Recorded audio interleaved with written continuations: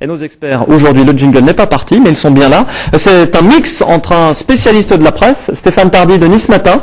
Salut Stéphane, et un autre Stéphane Paille, entraîneur de l'AS Cannes, spécialiste de tout ce qui est tactique, technique. Salut Stéphane, bonjour. Très heureux de vous recevoir ici. On va déjà parler de l'AS Cannes, du coup, pour commencer, c'est bien normal. Comment ça se passe en championnat? 0-0 face à Istres, vendredi. C'est un bon résultat face à un co-leader? C'est un bon résultat compte tenu de nos absences. On a 3 joueurs blessés, là, 3 joueurs très importants.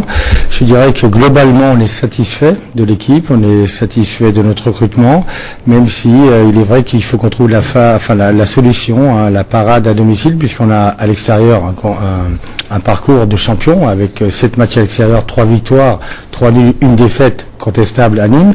Et c'est vrai qu'à la maison, pour l'instant, on n'arrive pas à trouver la solution, mais j'espère que ça sera dès mardi 20h30 contre Vannes. Pourquoi vous ne gagnez pas à domicile, Stéphane, autant que ça?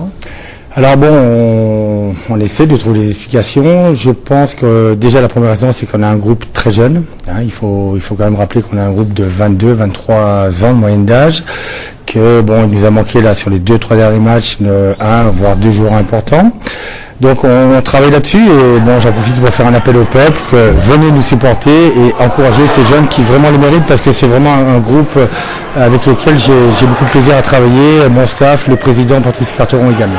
On voit les images là du match face à Istres et le match nul, 0-0 vendredi. Stéphane, tu voulais ajouter quelque chose sur l'AS Cannes que tu aimes bien, je sais? Oui, j'aime bien l'AS Cannes. Alors c'est vrai que c'est paradoxal. Moi j'ai l'impression que l'AS Cannes c'est un peu le Paris Saint-Germain du national. Ils n'arrivent pas à gagner. Ils ont gagné vraiment de raccro contre Morantin sur penalty. Et après, qu'est-ce qui se passe? On ne sait pas. Est-ce qu'ils ont la pression? Pourtant, il n'y a pas énormément de spectateurs. D'ailleurs, je suis comme vous. Hein, venez voir l'AS Cannes parce que c'est quand même un club mythique. Mais je crois que vous êtes à 1200 spectateurs de moyenne. Donc il n'y a pas quand même une pression énorme à Coubertin. Oui, alors à ce stade de raison. Déjà, on n'a pas le même budget que le Paris Saint-Germain. Ouais, c'est sûr. Néanmoins, je pense qu'à domicile, je le répète, je pense que les joueurs se mettent un peu trop de pression par rapport aux ambitions du club, hein, qui sont louables et qui sont avérées. On a besoin du public, hein, comme avec tous les jeunes, il faut qu'on les supporte au lieu de les critiquer, mais croyez-moi, on cherche, on va trouver la solution. Je le répète, le parcours à l'extérieur est digne d'un champion. C'est sûr. Mais est-ce que l'AS Cannes, justement, vous comptez pas trop sur votre buteur? Parce qu'on a Blaillac et il plante 8 buts quand même en 11 matchs, c'est énorme, mais quand il n'est pas là, du coup, vous marquez plus. Alors, est-ce que vous n'avez pas des solutions de rechange? On en a, hein, donc on verra mardi soir. Par contre, bon, Blaillac, meilleur buteur, on est bien content, il est blessé. Donc là, on n'a pas le choix, on va faire 100. Mais je pense pas qu'il y ait une Blaillac mania, comme j'ai entendu dire. Je pense pas non plus qu'il y ait un syndrome de Coubertin. Non, simplement, il faut qu'on trouve justement la solution pour se décoincer, pour que les joueurs se lâchent. Alors justement, je me suis laissé dire, mais c'est sûrement des bêtises, hein, bien sûr, que ils avaient tenté plusieurs solutions pour gagner à la maison. Je me suis même laissé dire qu'ils mettaient du gros sel dans les buts.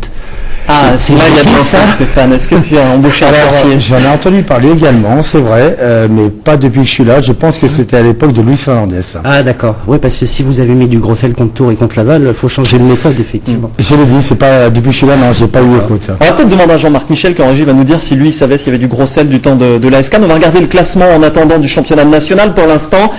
C'est du temps de Jean Fernandez, me dit Jean-Marc Michel, où il y avait du gros sel dans les buts. Alors regardons ensemble le classement. Merci Jean-Marc pour cette info. Le classement du championnat national avec Vannes qui est leader pour l'instant avec 7 et Istres, 2 points d'avance pour Vannes. Cannes est 9e avec 17 points. Puis regardez les autres clubs de PACA, Martigues 11e, Arles le 14e. Stéphane, pour terminer sur l'AS Cannes, l'objectif c'est la montée cette année ou il faut te laisser un peu de temps? L'objectif du club, notamment des présidents bien évidemment, c'est la montée. Moi je l'ai dit en arrivant, il faut quand même pas oublier que l'AS Cannes a failli descendre en CFA à la dernière journée à Boulogne. Donc on a une équipe à 80% renouvelée, donc il faut du temps.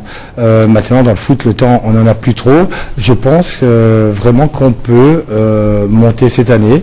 Maintenant ça va dépendre du résultat de Vannes mardi bien évidemment, et surtout des 3-4 matchs qui vont arriver, notamment avant Noël, où on a des équipes à l'autre portée. On va lancer cet appel aux spectateurs qui nous regardent. Si vous êtes sur la Côte d'Azur, allez à Coubertin, c'est toujours du beau spectacle et l'AS Cannes est en effet un club attachant. Messieurs, on passe à